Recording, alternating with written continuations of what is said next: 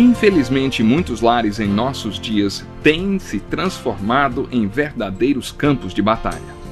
Na verdade, o lar deve ser um lugar de refúgio. E é isso que estamos apresentando no Encontro com a Palavra. Fique atento a mais um estudo que o Ministério Cooperativo Internacional leva a você. Com vocês, Pastor Edson Bruno.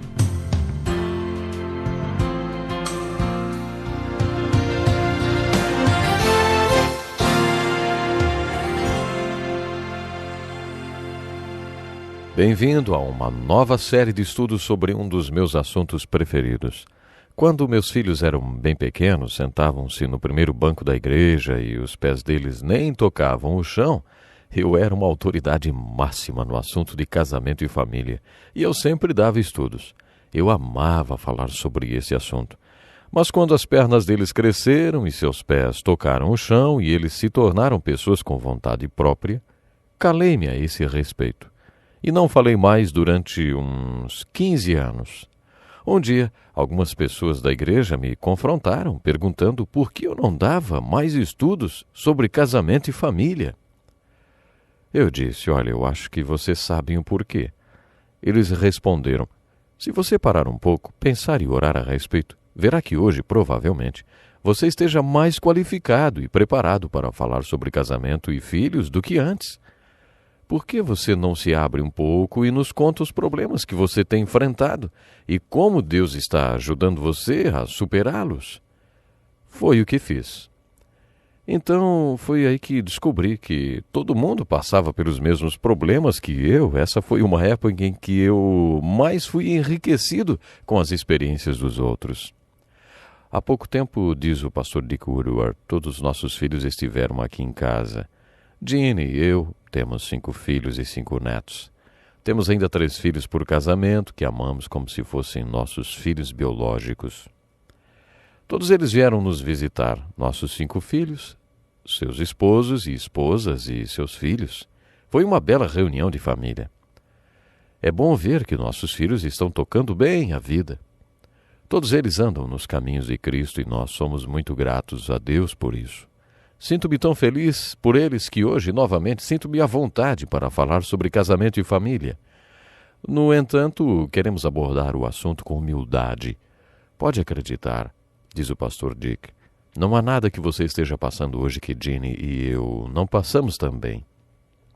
Um sábado à noite ele diz, uma senhora me ligou porque estava enfrentando uma terrível crise no seu casamento. Fiquei tão comovido com a sua situação que lhe disse, venha cá, vamos conversar. Mas ela disse, o senhor não está entendendo. O senhor é casado com a Jeanne. É verdade.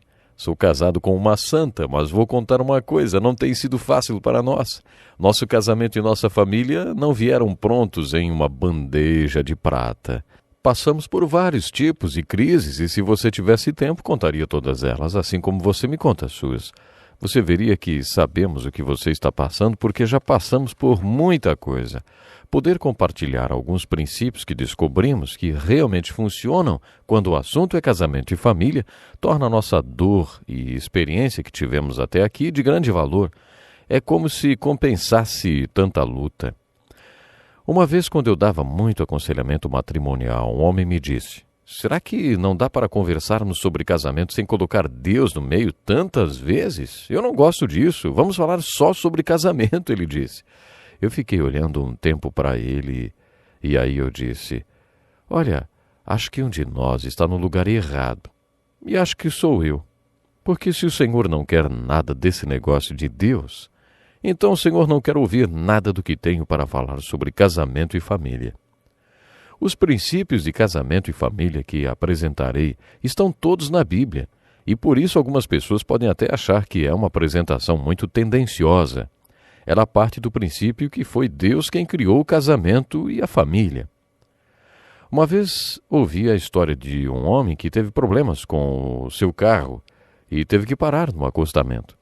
Um outro homem vestido de terno, arrumadíssimo, parou seu carro, o último tipo, para ajudar o homem com o carro quebrado.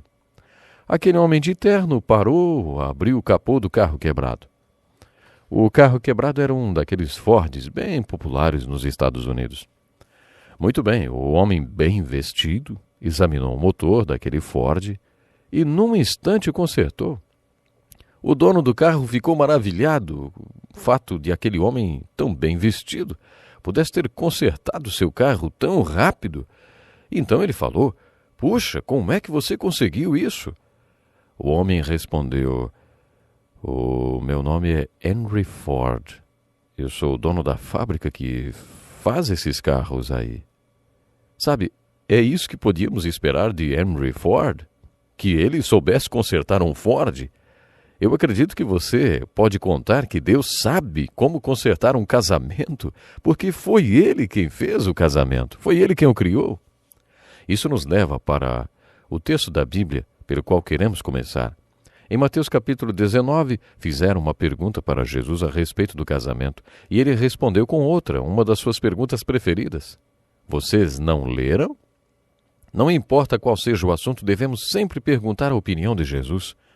Continuando em Mateus capítulo 19, questionado Jesus a respeito do divórcio, então ele respondeu: "Se vocês quiserem saber como o casamento deveria ser, precisam voltar ao começo e estudar o plano inicial de Deus para o casamento. É daí que eu quero começar." No capítulo 1 de Gênesis nós lemos: "Façamos o homem à nossa imagem, conforme a nossa semelhança. Criou Deus o homem à sua imagem, a imagem de Deus o criou. Homem e mulher os criou. Deus os abençoou e lhes disse: sejam férteis e multipliquem-se, encham e subjuguem a terra." Em Gênesis 2 encontramos o texto a que Jesus se referiu quando questionaram a respeito do casamento, o relato da criação. A Bíblia é muito repetitiva para enfatizar as suas grandes verdades. Aqui a ênfase está na criação. Deus quer ter certeza que entendemos. Em todo o relato da criação, Deus olhou para o que ele fez e disse: "Bom, está bom." Quando criou o sexo, Deus disse: "Muito bom."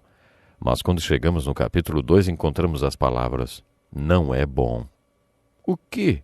O que é que estava faltando, hein? O que é que não está bom? Então o Senhor declarou: "Não é bom que o homem esteja só. Farei para ele alguém que o auxilie e lhe corresponda." Então o Senhor Deus fez o homem cair num profundo sono. Enquanto ele dormia, tirou-lhe uma das costelas, fechando o lugar com carne. Com a costela que havia tirado do homem, o Senhor Deus fez uma mulher e a levou até ele. Disse então o homem: "Esta sim é osso dos meus ossos e carne da minha carne. Ela será chamada mulher, porque do homem foi tirada. Por essa razão," preste bem atenção nisso aqui, "por esta razão, o homem deixará pai e mãe e se unirá à sua mulher, e eles se tornarão uma só carne." Você encontrará esse relato da criação repetido em Gênesis, capítulos 5, capítulos 2 e 1. Essa já é a terceira vez que mencionamos isso. É para enfatizar. E a ênfase está em Deus ter criado o homem. Deus criou o homem, macho e fêmea. Criou-os biologicamente, visando que se tornassem parceiros. E mais uma vez você vai ler esse relato. Este é o registro da descendência de Adão. Quando Deus criou o homem, a semelhança de Deus o fez. Homem e mulher os criou. Quando foram criados, ele os abençoou e os chamou homem. Deus fez o homem e criou em duas partes, macho e fêmea. As duas partes formaram o Adão. A palavra Adão em hebraico significa homem. Ele os criou macho e fêmea e os abençoou e os mandou que povoassem a terra, multiplicassem-se, fossem frutíferos, e os chamou Adão. Isso porque eles devem ser uma só carne. Todos nós sabemos que a Bíblia começa esse assunto dizendo que os dois devem ser um. Mas já ouvi alguém dizer que a maioria dos casais passa a vida inteira brigando, tentando ver qual dos dois eles vão ser. O problema é que eles sempre se veem como dois indivíduos, não como um. Observe a ênfase dada ao fato de que na criação Deus fez homem macho e fêmea. Agora, francamente, eu não sei onde a homossexualidade se encaixa aqui, por exemplo. Essa não é a questão. Para mim, a homossexualidade não se encaixa nos planos de Deus. Esse é o plano de Deus para popular a terra com pessoas boas, macho e fêmea. Essa é a chamada lei do casamento e da família. Nós a encontramos logo no relato da criação. E é repetida 3 vezes. macho e fêmea, macho e fêmea. O que acabamos de ler foi a lei da vida, e nós a chamamos de a lei do casamento e da família. Nesse primeiro estudo, gostaria de dar uma visão panorâmica sobre o assunto casamento e família. Baseados no que lemos até agora, podemos dizer que o casamento e a família são uma lei de Deus. De acordo com ela, foi e é da vontade de Deus que duas pessoas, macho e fêmea, se juntem para formar uma parceria. Se você estudar a maneira como Deus os criou biologicamente, verá que é óbvio que o propósito de Deus foi que essas duas pessoas formassem uma parceria. E essa parceria tem um propósito que vai além do homem ser uma bênção para a mulher e a mulher ser uma bênção para o homem. O plano de Deus é que eles povoem a terra com pessoas boas. Portanto, é óbvio, se você pensar um pouco, para que esse plano funcione, Deus deve ter dois parceiros adequados, os parceiros certos. Para que esses pais sejam adequados, eles devem ter uma parceria adequada. E para que a parceria dê certo, é necessário que sejam os parceiros certos. A parceria que Deus planejou quando criou o macho e a fêmea não era feita de dois parasitas, um sugando o outro, não. Também não era feita de uma pessoa e um parasita, onde um suga a vida do outro. O plano de Deus era que dois indivíduos pudessem ministrar um para o outro como Deus planejou. Se você captar os princípios desse ensinamento, e eu os considero muito profundos, você verá que eles são tão verdadeiros hoje quanto eram quando ocorreu a criação. Deus criou o homem e disse que ele estava incompleto. Não era bom que ele ficasse incompleto, que ficasse só. É isso que o hebraico sugere. Vou fazer alguém que vai completá-lo. É isso que significa alguém que o auxilie e corresponda a ele. Em hebraico quer dizer alguém que o complete. Muito bem, logo de início já entendemos quem é ou o que no casamento, não é? Um homem é incompleto sem uma mulher. A mulher deve completar o marido. Se você ler a Bíblia comigo com base nesse grande plano de Deus, nessa lei maravilhosa de Deus para o casamento e para a família, vai concluir que temos papéis a cumprir. No plano de Deus, um macho é um macho e deve agir como um macho. O macho tem um papel e uma função. Tudo o que estou falando está sendo fortemente atacado nos dias de hoje, pelo sistema do mundo. Há tantos grupos que dizem que a mulher tem que provar sua igualdade, mostrando que pode fazer tudo o que o homem faz. Em outras palavras, provando que ela é tão boa quanto o homem, fazendo o que o homem faz. Ela prova seu valor, mostrando a importância do seu papel e de sua função. Se ela não tem o mesmo papel do homem, ela não tem o mesmo valor do homem, é assim que dizem. De um lado temos o machismo falando sobre a supremacia masculina, do outro o feminismo falando sobre a supremacia feminina, como se tivesse que ser ou uma coisa ou outra. Hoje temos que ficar por aqui, não perca o próximo programa, vamos continuar, hein? Até lá. Que lição importantíssima. Obrigado, Pastor Edson Bruno. Prezado ouvinte, coloque em prática o que você ouviu aqui. Sem dúvida, sua vida será grandemente abençoada. Este é um estudo escrito pelo Dr. Dick Woodward, na voz do Pastor Edson Bruno. Escreva-nos e solicite o material. Nosso endereço é Encontro com a Palavra, Caixa Postal 2011, CEP 89201-970, Joinville, Santa Catarina. Até o nosso próximo Encontro com a Palavra.